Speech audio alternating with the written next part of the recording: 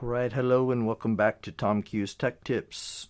Today we're going to take a look at two iPad filmmaking cases.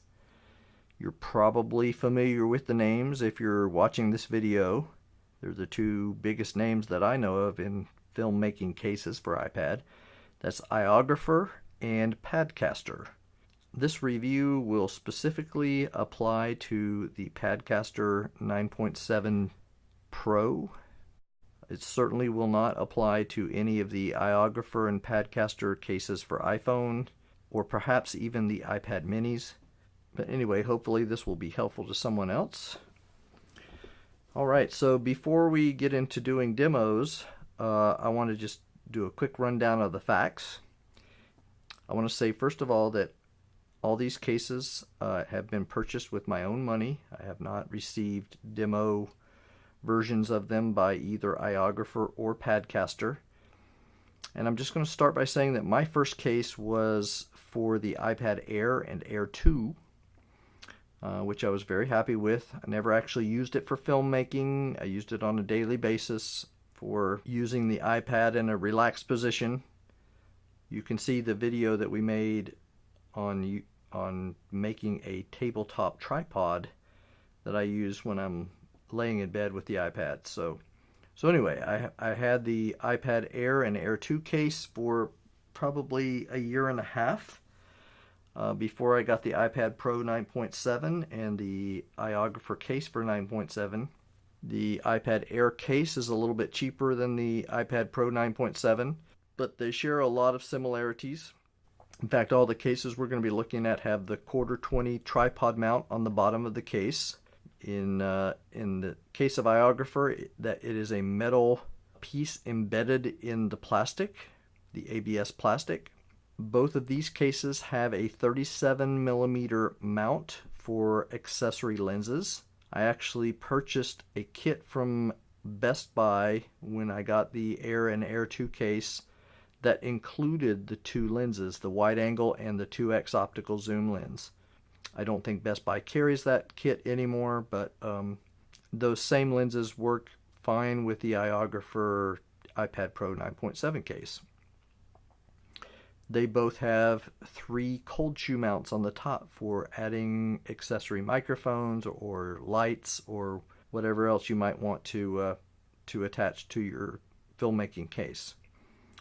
I want to point out something that I wouldn't have known if I had started with the iPad Pro 9.7 case, but the Air case had 2 ribs that funneled down into the tripod mount that provided extra support and firmness for the iPad that I greatly missed on the iPad Pro 9.7 case. It's perfectly flat on the back, so it doesn't have that extra engineered support providing rigidness on the iPad, and that's going to be one of my chief criticisms of the iPad Pro 9.7 case. They did bend the handles back on the iPad Pro 9.7 case, which I really like. It does a number of things. It allows you to actually set the iPad case on a table and it will stand upright without any tripod mechanism at all.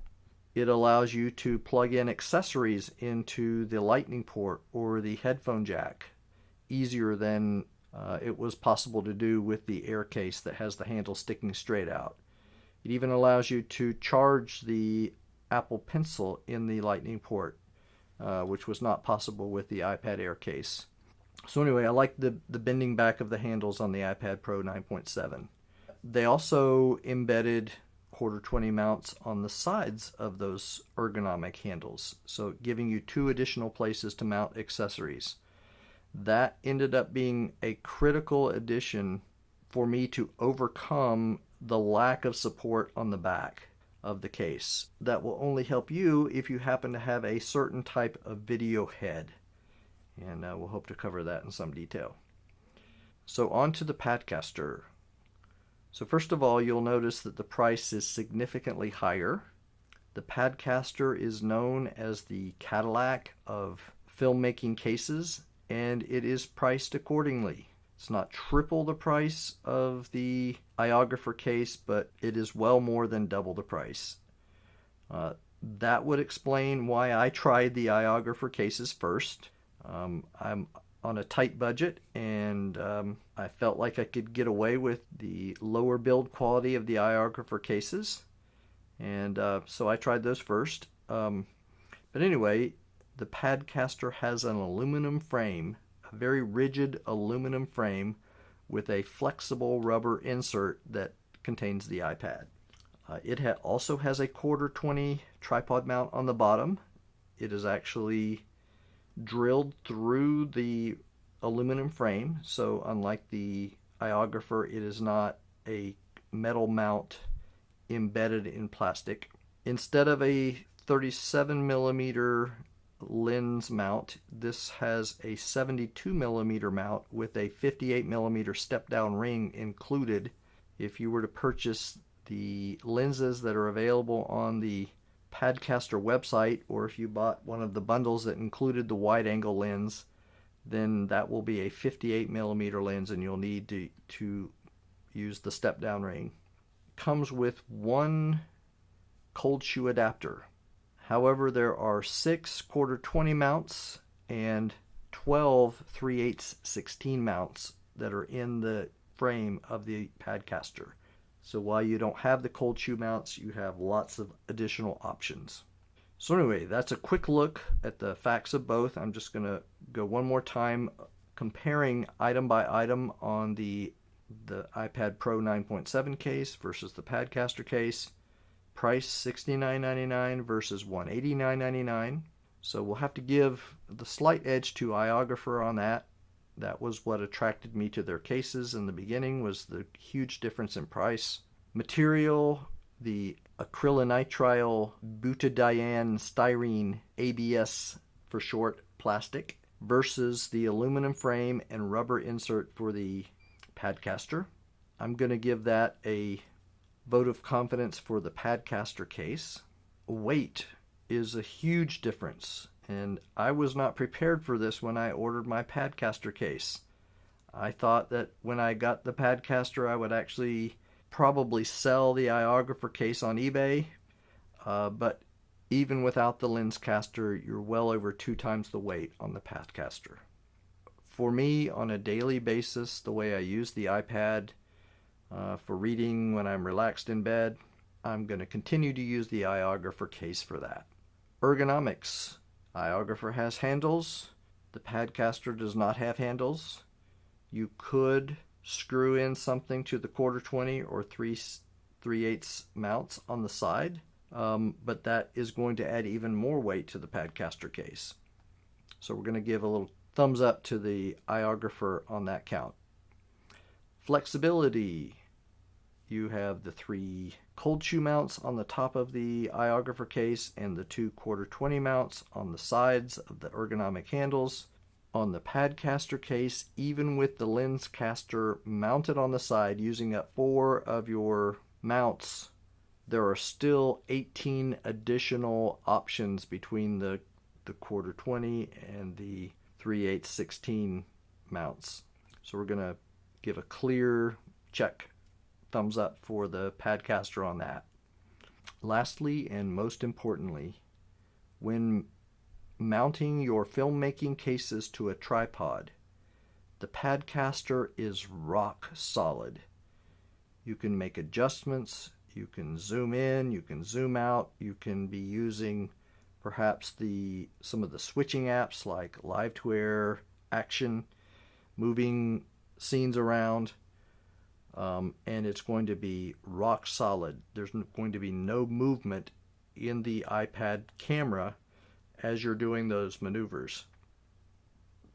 This iographer case for the iPad Pro 9.7 is going to wobble unless you make some modifications to the case.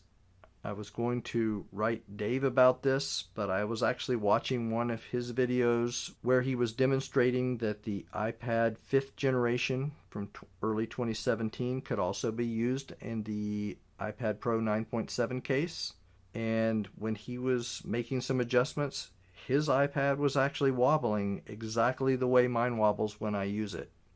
So anyway, I am going to give a double check or a double thumbs up to the Padcaster on this count and a double X to the iographer on this count. If you want to hear my opinion on this, this would actually be a deal breaker for me if I was going to be using the iographer primarily as a filmmaking case on a tripod and making adjustments on the iPad while I was using it. If I was holding the handles and running and gunning with the iPad using the iographer, it would be a different story. But I do use this on a tripod when I'm using it, so I'm giving the Padcaster my vote of confidence. I was able to make an adjustment to the iographer with a 9-inch magic arm, attaching it to the side of the handles to a very special Manfrotto video head that had a place to attach the arm to the side of it. So without that kind of video head, you're going to get wobbling with the iographer case. So anyway, if you're interested in seeing some demos, stay tuned. If not, that's my review. You can leave questions at the bottom, comments. So thanks for watching. This has been Tom Q's Tech Tips. Okay, welcome back. Now for just a little bit of hands-on, some stuff that's a little bit hard to show in diagrams and stuff. So anyway, right to it. This is my first case. This is for the iPad Air, and you can see the two ribs that I was talking about that funnel down into the area where the tripod attaches, and you can see the metal ring embedded in this plastic. It's kind of it's a little bit flexible plastic, but it's very hard. I assume this is pretty stable inside the plastic ring, although I did drop this case, and when I did, some cracking began, which got gradually worse, and eventually this metal ring, which was embedded in the plastic, began to become loose. So anyway, after I bought the iPad 9 Pro case, I continued to use this case here for my daily use, which was mounted on a board like this, which I use when I'm laying in bed. This allows me to angle the iPad forward and so forth. And this case worked fine for that because it didn't matter if the camera lined up inside this ring or not. But once I actually began to use the case for its intended purpose, which was for filmmaking, I needed the ability, for these accessory lenses, and specifically I needed the 2x optical zoom to be able to mount on the back of the iPad. And so this lens will then screw in up here, and so I needed one where the lens is actually perfectly centered inside the ring. This is the iPad Pro 9.7.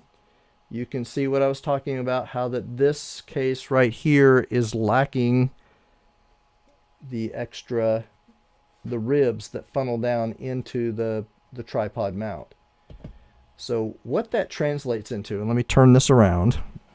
And by the way, I really, really like the way the handles angle out, and I really, really like the 1/4-20 mounts on the side. In fact, those 1/4-20 mounts kind of saved my life, figuratively speaking, of course, in the conference, which I'll talk about in a minute.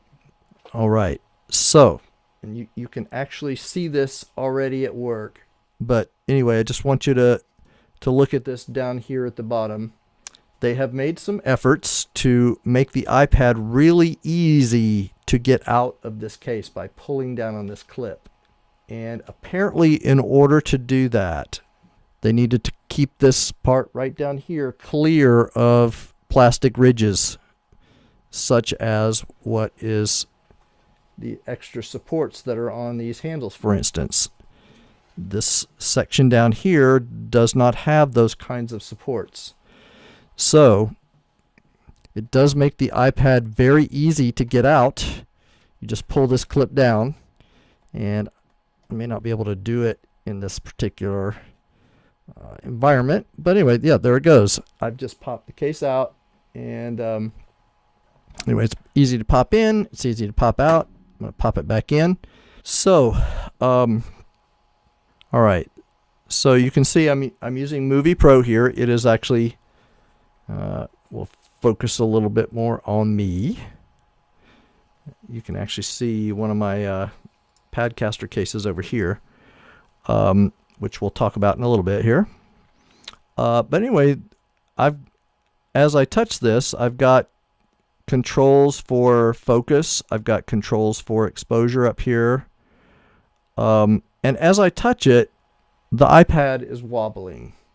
Actually, let me just switch to that camera, and we'll just actually see that when I'm touching it, and I'm going to keep this firm to the ground, but as I'm touching, okay, so moving these things around, I'm going to do it as gently as I possibly can. When I let go, there's wobbling, and I'm unable to deal with that in my the conferences that I do.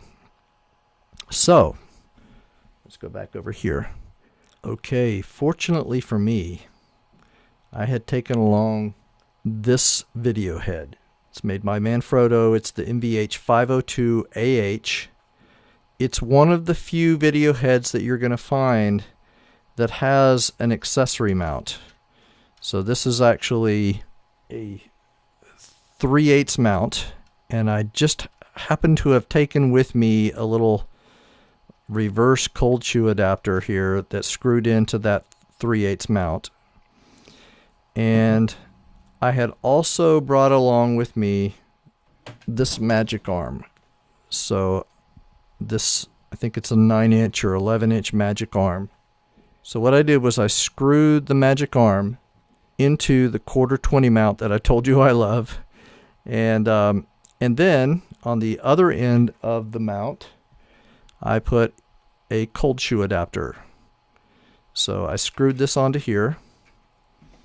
And the reason I had to do that is because once you've screwed in one of these things, you're not going to be able to screw in the other one. So anyway, let me bring this close and pop this into Manfrotto, and I don't have it quite put on here in such a way that it's going to work, but I loosened this up. Loosened up the magic arm and brought it around and popped it down. Then I slid this over the reverse cold shoe, which I had all this tightened up properly, and then I screwed this down. With this setup right here, okay, let me pop around and we'll switch back over to that camera. And whoops, I do need to tighten this up. All right, so I don't even have this tightened down properly, but it's already, I think you can see it move a little bit, but the wobbling itself is gone. A lot of this would go away if I had this tightened down. I haven't even tightened this arm yet. Let's tighten the arm. All right, now when I touch this, if I do it carefully, I get to make my adjustments, and there is no wobbling. So if you have a nice video head like the MVH502AH, and I mean really like the MVH502AH, I haven't seen another video head that has those accessory mounts on the sides, but this one has a mount on both sides. I could have purchased a second magic arm, but anyway, it just bothered me that this case had that wobbling feature, and I was considering replacing the whole case for my everyday purposes and for my conference purposes. So if you have a video head like this, you're going to be okay with the iographer case if you also get the magic arm and get it stabilized It basically stabilizes this whole system with one arm and preferably two arms. So anyway, that whole fiasco is what prompted me to take another look at the Padcaster. Okay, so now we're going to take a quick peek at the Padcaster case. This is made of a very solid aluminum frame with a flexible rubber insert, and the iPad is going to go into this lip here. One thing I like about the bottom of the case is it has a hole for the pin that's going to provide extra stability for the case once I screw down. Plus, this is metal in metal as far as screwing in, so I'm very confident in the stability of the whole rig. Alright, so let's pop this around. Lens first, and by the way, this is the lens caster, and it has the 72 millimeter outer ring with a step down ring to, I don't know, 58 millimeters or something like that. All right, so I'm going to pop this in to the same video head, tighten down, and all right, let's go ahead and pop the iPad in. Okay. All right, so let me pop in the lightning cord. It has a holes in the side to be able to thread through lightning cords and so forth. That is a little bit easier to do on the iographer. So I'm going to switch over to that camera, and I am moving controls around, and there is zero movement. Again, so I'm moving this around. I am pressing on the iPad, and there's hardly any movement at all. Certainly no wobbling, and on a sturdy tripod, this is as solid as a rock. So going forward, this is what I'm going to be using for mounting my iPad on a tripod. So rock solid compared to wobbliness at worst, and some slight movement if you modify a video head with the magic arms. So anyway, that's my review. You can leave questions at the bottom, comments. So thanks for watching. This has been Tom Q's Tech Tips.